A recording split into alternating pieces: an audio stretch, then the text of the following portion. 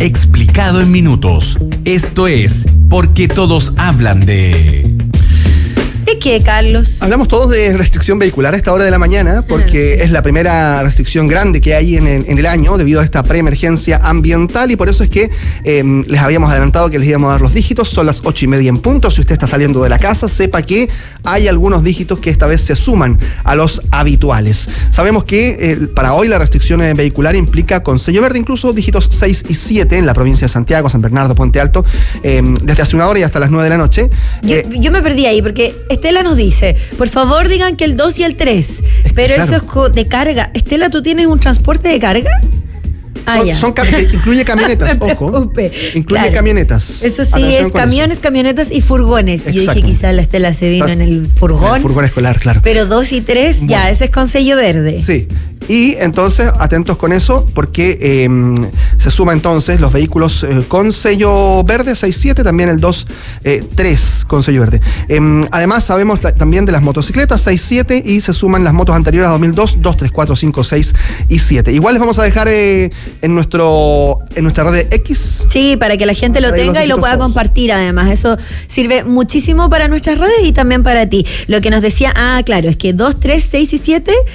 hoy. Es hoy y no es necesariamente para transportes de carga. Gracias, Estela.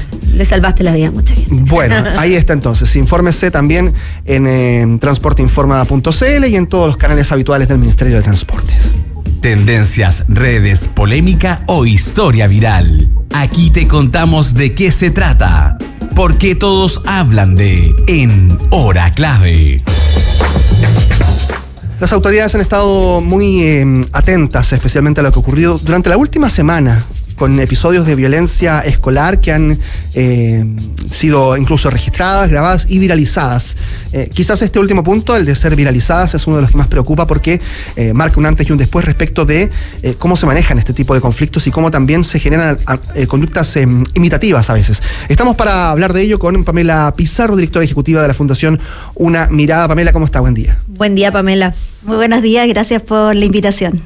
Sí, bueno, queríamos conversar de esto, lo vimos toda la semana pasada en distintos colegios, y yo partía esta entrevista y esta conversación, Pamela, hablando de conductas imitativas. Muchas veces se dan en distintos contextos, pero aquí en nuestro país aparentemente al menos se van dando ciertos rasgos de aquello. ¿Cómo han podido ver ustedes eso?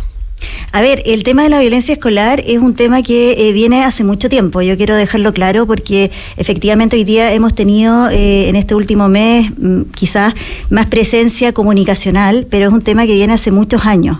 Yo te diría que esto se agrava después de la pandemia. Y ahí para mí es un tema también de que las clases también trataron de irse mucho a la tecnología y hoy día no hay una motivación real para los niños para ir a clases. También en el tema familiar, muchos padres fuera de casa, entonces al final del día los niños ¿dónde están? En las pantallas.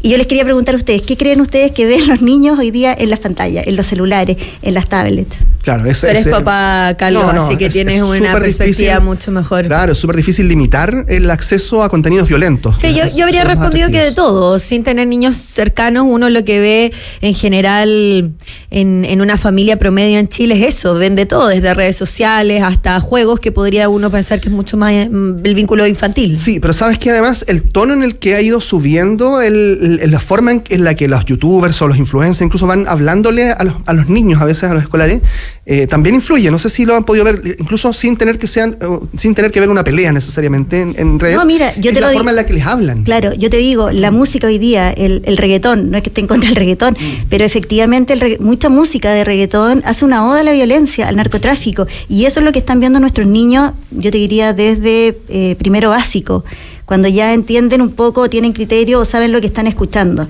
Entonces son todas esas cosas que finalmente van creando también o van disminuyendo un poco de la salud mental que tenían nuestros niños.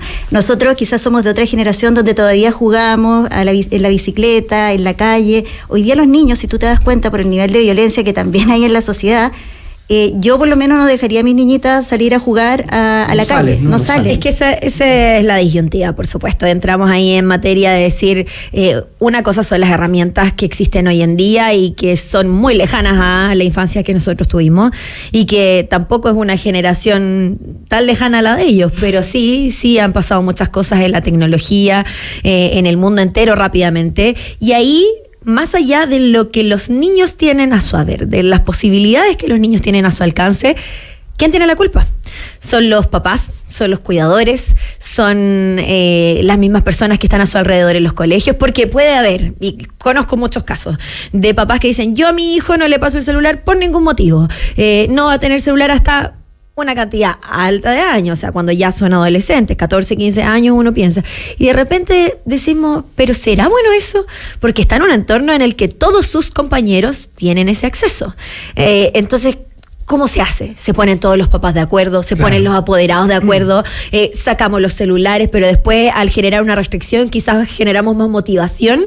¿Qué está pasando en la sociedad chilena también al respecto? Mira, a ver, en tema específicamente de educación, yo creo que también acá hay un problema estructural.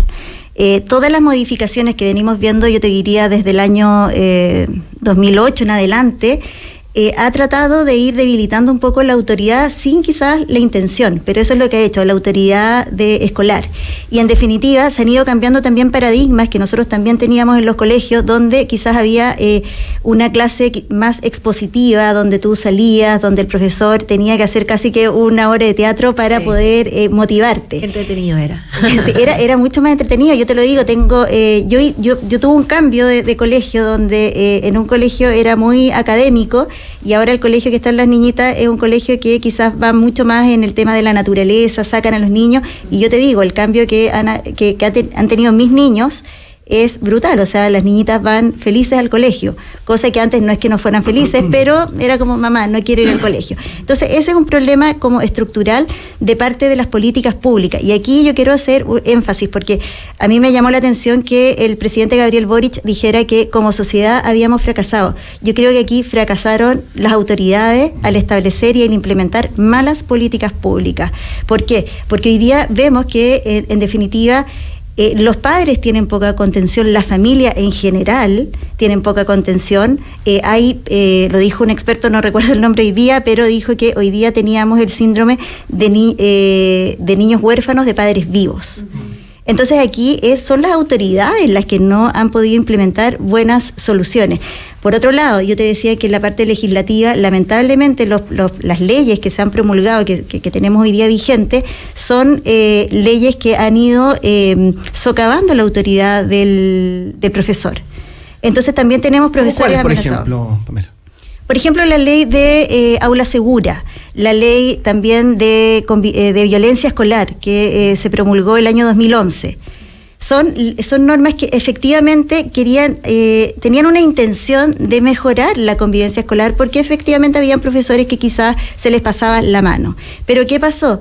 Que con eso, como podían ser sancionados tanto por una agresión psicológica como física, al final el profesor se fue como quedando un poquito callado, no quiero que me sancionen, no quiero que me echen, y así se fue socavando la autoridad. Pero eso no también es cultural, se lo pregunto porque muchas veces incluso desde las familias hay papás donde deslegitiman la figura del profesor. Es como... que totalmente, esto ha ido también socavando, por eso yo te hablo de una reforma estructural, porque tenemos que devolver principios universales que hoy día se están eliminando. Entonces hoy día tenemos niños que ven mucha pantalla, que están escuchando música, que están viendo videojuegos de mucha violencia. Entran a los colegios y los colegios tampoco tienen las herramientas. Yo te digo, hoy día se está tramitando convivencia escolar en el Congreso Nacional. Los profesores y los padres lo están pidiendo. Yo lo que he podido hablar con algunos asesores de senadores, yo les digo, no sacamos nada con promulgar convivencia escolar si tenemos aula segura. ¿Por qué? Porque aula segura, si bien entregó facultades para que los directores y sostenedores expulsaran a los alumnos que ejecutaran una acción grave, como lo que ha pasado en San Pedro de la Paz, que entraron con pistola o que un niño entre con un arma blanca al colegio, tiene una letra chica, que ese es el problema de la normativa hoy día vigente en Chile. Tienen todas letras chicas.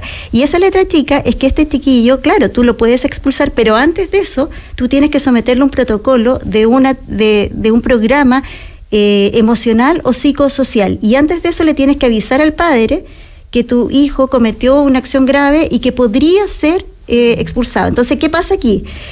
Los padres del niño que fue agredido, el curso que fue amenazado, o el profesor también que fue amenazado, al final tienen que cumplir todos estos protocolos y el niño sigue estando ahí. Entonces, ¿qué pasa a uno como padre? ¿Vas a querer mandar a tus hijos al colegio? Estamos pensando en el mejor de los casos, porque cuando hablamos de cuidadores pensamos de inmediato en padres, pero en muchos casos la realidad de nuestro país, los cuidadores no son padres, muchas veces es una abuela que tiene que trabajar, muchas veces es un tío. Pensemos también un poquito más allá en la realidad de familias vulnerables y que no tienen ninguna posibilidad y que con suerte, digámoslo, agradeciendo, ese niño va al colegio, claro, de vez en cuando, porque ahí ya entramos en un montón de otras materias, deserción escolar, todo lo que está alrededor. Yo no sé si ustedes se acuerdan de una noticia de la semana pasada en Conchalí, que hubo una balacera. ¿Se acuerdan? Una mamá salió diciendo que ella prefería no mandar a su hijo al colegio porque prefería volver del trabajo y encontrarlo vivo que encontrarlo muerto. Y quizás no tiene los recursos para enviarlo ni a otro colegio, y con recursos no me refiero solo monetarios, es un tema de tiempo y un sinfín de otras cosas. Exacto. Sí. Estamos conversando con Pamela Pizarro, directora ejecutiva de la Fundación Una Mirada, sobre violencia escolar, los episodios que hemos vivido y que hemos visto. Hemos vivido, porque como sociedad los vivimos íntegramente, digamos, sí, todos. Con nuestros hijos también, con nuestros hermanos, qué sé yo, vamos viendo y vamos sintiéndonos reflejados de una u otra forma en cómo se va manejando la sociedad. Pero a propósito de eso, Pamela, tú mencionabas los protocolos que hoy día se siguen y que muchas veces hacen que la comunidad escolar completa tenga que esperar muchos pasos para poder recién o tomar una decisión sancionatoria o abordar el caso desde el lado del agresor.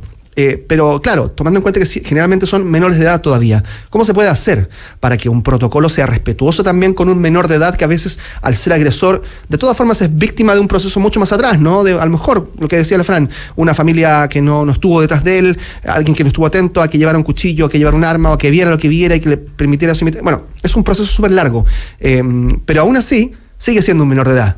Y hacer un proceso sancionatorio directo, dejarlo sin colegio de inmediato, de manera radical, a veces también puede ser incluso peor que una solución que suena más burocrática. ¿Cómo se puede hacer para que conversen bien todos estos criterios? A ver, lo que pasa es que tiene que haber un protocolo de prevención. Yo creo que eso es lo que ha fallado hoy día en los colegios. Muchos profesores sostenedores dicen que estos protocolos han fallado porque hay falta de financiamiento. Ese es un tema que se va a tener que ver también en el Congreso, para ver cómo recuperamos eso, porque a mí me toca seguir proyectos legislativos en el Congreso Nacional, y yo te puedo decir que la mayoría de los proyectos que hoy día se están aprobando están sin financiamiento. Entonces eso es un saludo a la bandera. Estaba leyendo hoy día una noticia de los SLEP. Daban 20 a 19 millones, pero claro, los expertos dicen, oye, con esos 19 millones de pesos no me alcanza para tener una estructura. Entonces hoy día, claro, la parte preventiva está fallando. En eso tenemos que, no solamente esto se trabaja desde el Poder Legislativo, sino que también desde el Ejecutivo, con Ministerio de Desarrollo Social, Ministerio de Justicia y Ministerio de Educación. Eso es lo primero que se tiene que hacer. Ahora, yo sí voy a ser aquí un poco quizás dura con mi comentario, pero aquí no estamos hablando de que un niñito le pegó un combo a otro. Aquí estamos hablando de armas blancas y de pistola. Entonces yo creo que en ese caso la medida sancionatoria tiene que ser ejemplar y tenemos que volver a eso, a una medida sancionatoria ejemplar. Ahora, tomando en cuenta que cuando se trata de armas blancas, por ejemplo, o pistolas, también uno esperaría que hubiese una respuesta del sistema integral, no solo educativo, digamos, tomando en cuenta que aquí ya hay un agresor que puede eventualmente quitarle la vida a otra persona. Eso ya marca un antes y un después, digamos, es muy distinto. Ahora, respecto de eso, armas blancas o pistolas, armas en los colegios, eso sí que es algo relativamente nuevo. Peleas ha habido siempre, pero con armas ya es muy distinto, y eso tiene que ver también con el acceso a armas que tiene la sociedad en general hoy día, como hemos hablado a nivel de adultos, a nivel de niños también. ¿Cómo han ido viendo ustedes ese punto en particular que tiene que ver con el acceso a armas que tienen incluso los niños hoy día? Y si es que eso tiene que ver también, me surge la duda, con tu alocución primera, porque vemos una sociedad más agresiva de todas maneras, y que tiene un círculo vicioso con que hay menos respeto a la autoridad, también hay una consecuencia, pero es por eso, o sea, porque también si empezamos a darnos cuenta cómo están nuestros niños y adolescentes, han cambiado muchísimo a las otras generaciones, pero muchas veces también el estar vinculados a la tecnología los hace estar mucho más ajenos a esa realidad o no. No sé si existe por ahí, por parte de ustedes, un análisis al respecto. No, mira, nosotros lo hemos analizado con el tema de las pantallas y por lo menos nosotros desde la Fundación somos promotores de sacar toda pantalla en los colegios. O sea, nosotros cuando se vio este tema de prohibir las pantallas en el aula, nosotros éramos favorables a eso. Porque estamos hablando solo de agresiones físicas, ni siquiera estamos hablando de lo que ocurre en otro tipo de agresiones psicológicas, verbales. Exacto. Cómo es lo que puede ocurrir también fuera del aula a través de las redes sociales, y que eso es directamente bullying, ciberbullying. Es que todo eso tiene una consecuencia y todo está unido. Ahora, el tema de las armas, yo te diría que es una consecuencia de lo que estamos viendo a nivel social. En las poblaciones tú estás viendo que todos tienen armas hechizas, blancas, desde los colegios emblemáticos como el Instituto Nacional. El año pasado veíamos cómo también se armaban las molotov adentro. Entonces, al final del día, lo que está pasando en los colegios es una consecuencia de lo que estamos viviendo a nivel social. Ahora, el tema del narcotráfico también es un tema. A mí me tocó ser parte y ser testigo de lo que fue los colegios de La Pintana de la Fundación Nocedal. Si ustedes hablan con cualquier persona que empezó a trabajar en la Fundación Nocedal desde el principio, ellos tenían mucho problema con el narcotráfico porque están al frente de la población El Castillo, en La Pintana. Y efectivamente, ahí, ¿qué fue lo que se hizo? Se empezó a trabajar con la familia, por eso te digo que aquí la familia es súper importante. De hecho, todos los expertos en temas de educación han dicho, hay que volver a tener un trabajo de cooperación con la familia. Y al final del día, los colegios estaban tan bien estructurados, la educación que se le daba a los niños funcionaba, era tan buena, que las mismas familias que al principio iban a quebrar los vidrios, y los niños que iban efectivamente eran más violentos, hoy día te digo que esos niños han cambiado de acuerdo al sistema educacional que tenían, y son esos padres los que cuidan el colegio. O sea, ustedes ven una respuesta en eso. Exacto, pero si tú tienes colegios, yo no sé si ustedes la tocaba ir a colegios municipales, los colegios sin pintura, sí, claro. Baños sucios, entonces, ¿qué incentivo ves? Claro. En que los niños vayan a esos colegios. De todas maneras, estamos junto a Pamela Pizarro, directora ejecutiva de la Fundación Una Mirada. Ustedes postulan y han visto, como tú dices, en la práctica que lo mejor es que los papás se pongan de acuerdo, que los apoderados estén ahí, y esto de eliminar en lo absoluto, ojalá, las pantallas. Pero ¿cómo analizan hacia el futuro el choque cultural? Que muchas veces ocurre cuando estos mismos chicos entran al mundo universitario, al mundo de los institutos técnicos, al mundo laboral, inclusive también, en donde en un montón de clases también existen profesores que dicen, saquen todo su computador, vamos a hacer esta clase a través de, qué sé yo, el correo, les voy a ir mandando las cosas, o a través de una página web, inclusive a través de redes sociales. Yo he visto TikTok, y ya que estamos hablando de pantalla y redes sociales, muchas cuentas que manifiestan que sus clases han mejorado muchísimo desde que incorporaron eso a las aulas. Y uno dice, bueno, quizás es una excepción y quizás este profesor lo sabe administrar bien, pero dicen que es la única manera en que también los jóvenes aprendan y decir, bueno, estas son las herramientas que ellos utilizan, en vez de irme contra eso, me uno. Mira, también hay estudios a nivel internacional que han ido sacando las pantallas de los colegios. Y efectivamente, no es que tú vas a sacar toda la tecnología del colegio. Tú puedes tener una tecnología de quizás cursos más grandes. Yo creo que no es necesario tener clases de computación desde primero básico en adelante. ¿Por qué? Porque empiezan a pasar estas cosas, pero también el tema de las pantallas, yo por lo menos lo que he visto con los niños más pequeños, también los estimula demasiado. Sí, es una cosa del cerebro. Entonces, cuando tú vas viendo que tu niño se empieza a poner nervioso, más irritable, más violento, efectivamente este aparatito tiene un factor importante y creo que yo te le diría hasta los 11 años los niños no deberían usar una pantalla. Hay otros que dicen hasta los 18, pero yo te digo ya, bueno, depende de cada uno. El problema, y es una crítica constante y que también los mismos padres la dan a conocer, es que muchas veces dicen, yo no estoy de acuerdo con que mi hijo utilice el celular, ni las redes sociales, y quizás sí lo hacen en cierto horario y ciertas cosas, y yo lo observo. Pero vemos también a muchos niños, y uno lo observa no solo en la interna familiar, sino que en los restaurantes, en las plazas, en diferentes lugares, que le dicen, no vas a usarlo, prohibido, pero yo lo uso porque es mi herramienta de trabajo. Yo lo uso porque jajaja, estoy entretenido y estoy viendo Instagram y así me comunico con mis amigos y mi entorno. Entonces, ¿cómo se ejecuta ahí? ¿Cómo lo hacemos? Porque no estamos dando el ejemplo. Pero yo te voy a decir algo que me han preguntado mis amigas, ¿cómo lo haces, Pame? Porque yo uso redes sociales, yo muchas veces tengo. No, yo le he dicho a mis niños, ustedes no pueden usar mi celular, quizá mi marido a veces se los presta, ustedes mi celular no, porque mi celular es mi arma de trabajo, o sea, es como yo trabajo en él.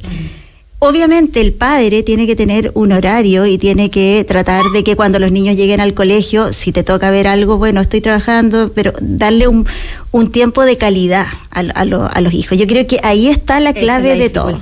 Sí, es tiempo de calidad, que muchos psicólogos dicen que no es estar todo el día con el niño, estar 10 minutos, media hora, una hora, pero estar con él. Por eso también es tan importante volver a almorzar con los niños, comer con los niños, sentarse a la mesa, si ese es el tema.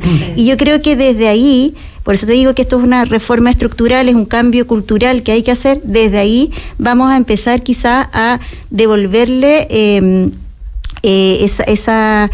esa claridad y esa tranquilidad también a los niños. Yo creo que también esto de la violencia en los niños y adolescentes es una consecuencia de sentirse muy solos en la sociedad. Absolutamente. Sí, Pamela, tiene que ver con una reforma estructural, perdona Carlos, porque cuando empezamos a calzar los horarios no da la matemática. Claro. Porque si decimos esos 30 minutos de calidad, muchas veces el papá, la mamá, el cuidador, quien sea, que esté al lado de este niño sale a las 7 de la tarde del trabajo, a las 8, ir a buscarlo. Entonces el tema de la sala cuna se vuelve más importante que nunca. Todo lo que tiene que ver con la educación. ¿Dónde queda ese niño durante toda la tarde? Si es que se quedan talleres o no existe esa posibilidad. Y después cuando llega, el papá está cansado. Y se entiende después de un día de transporte público, de un montón de cosas. O que incluso tiene que llevarse pega para la casa. Por eso yo les digo, cuando a mí me dicen que la sociedad fracasó, aquí fracasaron las políticas públicas que tenían que ayudar a este núcleo fundamental que es la familia. Sí, a propósito de ciertas nociones que se han ido modificando, nos quedan algunos segundos, Pamela, pero, por ejemplo, existe también este relato de que siempre se peleó en los colegios, de que siempre hubo peleas. Los papás, entre nosotros conversamos y a veces también existe ese comentario que sale y dice, pero si siempre ha habido bullying, siempre molestaron a alguien, siempre se pelearon con alguien. Incluso antes los mismos profesores te pegaban. O por ejemplo, bueno, que eso ya claro. Mucho peor, pero no es tantas generaciones atrás. Y esa percepción que hay respecto de que nada ha cambiado muchísimo, ¿cuánto les ha afectado a ustedes también como fundación para implementar ciertas ideas en la sociedad? A ver, lo que pasa es que efectivamente el bullying siempre ha existido, pero hoy día tenemos más herramientas donde efectivamente el bullying no se ve. O sea, quizás en nuestra generación el bullying se veía. ¿A quién molestaban? Al niño que usaba anteojos, se peleaban, yo te digo, combo, pero también había una autoridad del profesor. Entonces, por eso yo te digo, yo cuando decía, yo aquí voy a ser un poco más dura y creo que necesitamos volver a una sanción ejemplar, bueno, habían sanciones ejemplares. O sea, en el fondo el niño que molestaba, sí, el profesor lo retaba, sí, a veces lo suspendían, había un papá también con autoridad que llegaba a la casa, quizás lo defendía en el colegio, pero en la casa lo retaba, le decía, esto no se puede hacer. Hoy día, ¿qué pasa? Todo eso se rompió. Todo eso se rompió. Entonces, cuando pasan estos episodios de violencia que son constantes, no es que sea solo ahora, esto viene de muchos años atrás, obviamente los padres, a mí me toca hablar con muchos padres, piden a gritos que por favor vuelva la autoridad, que por favor vuelvan los castigos ejemplares, porque hoy día se necesitan en los colegios. Y porque también hay una consecutiva en pensar que esa generación de la que nosotros hablamos también tenía que estudiar. no había otro recurso. O sea, los que lograban llegar a la universidad también era un gran mérito. ¿Cuántos fueron los primeros universitarios de la familia, los primeros profesionales de la familia? Y si no estudiabas, no tenías un futuro. Hoy en día hay muchas otras opciones. Y el mismo tema de las redes sociales te da una esperanza. No estudio nada, soy influencer. O sea, todos los niños dicen mucho. eso. Yo quiero ser youtuber. Yo el otro día estuve era un coloquio que estábamos hablando de las redes sociales y me decían que hoy día los niños dicen, ¿para qué voy a estudiar? Mejor soy influencer de redes sociales, viajo por el mundo, me pagan cosas, voy a eventos. Entonces, claro, es bien superfluo la forma de ver también en muchos casos la vida debido también a estos incentivos. Pamela Pizarro, directora ejecutiva de la Fundación Una Mirada, muchas gracias por acompañarnos. Muchas gracias, Pamela. Gracias a ustedes. Ojalá sigamos teniendo estas conversaciones. No es el titular, pero completa la historia. Esto es el dato que faltaba en Hora Clave. ¿Qué nos faltó este día lunes, Carlos? 4 minutos y medio faltan para las 9 de la mañana. La Dirección Meteorológica de Chile. 4 minutos faltaron. Claro, la Dirección Meteorológica de Chile ya ha pronosticado este sistema frontal del que hablábamos al comienzo del programa. Preparémonos. Desde Magallanes, incluso por el sur, hasta el norte, llegando a la región de Coquimbo, pasando obviamente por Santiago. El martes en el sur de Chile se va a ir desplazando luego hacia el norte, va a llegar a la zona central el día jueves en la madrugada con la mayor concentración de precipitaciones, 15 a 20 milímetros de agua, más algunos chubascos en todos esos días. No parece mucho, pero cuando cae de manera abrupta sobre el terreno, digamos, en la región metropolitana especialmente, puede provocar algo de problemas. Además, viene con fuertes vientos, ha dicho la Dirección Meteorológica de Chile. Hay que ser responsables, hay que salir no solo abrigados, responsables con uno mismo, y con paraguas, sino que también limpiar las canaletas, limpiar los espacios en donde se puede reunir agua y que eso repercute también a todos, por supuesto. Así es, aprovecha de lavar la ropa hoy día. Y solo para cerrar, reiteremos entonces lo de la restricción vehicular para que quede bien establecido. Son los dígitos 6 y 7 con sello verde antes de 2011, con sello verde antes de 2011, 6 y 7, a esos se suman globalmente los 2 y 3. Perfecto. También con sello verde antes de 2011. Y si ya salió y no se había dado cuenta, devuélvase. Guárdese. Sí, por si acaso, por las dudas, mejor, pues si no puede andar ahí a tonterías locas. Bueno, nosotros seguimos toda la semana de 8 a 9 en esta Hora Clave. Felices de estar junto a ustedes con toda la información y también con nuestra opinión. Ya viene Clave Morse, nos vemos mañana a las 8. Muy bien, chao, chao.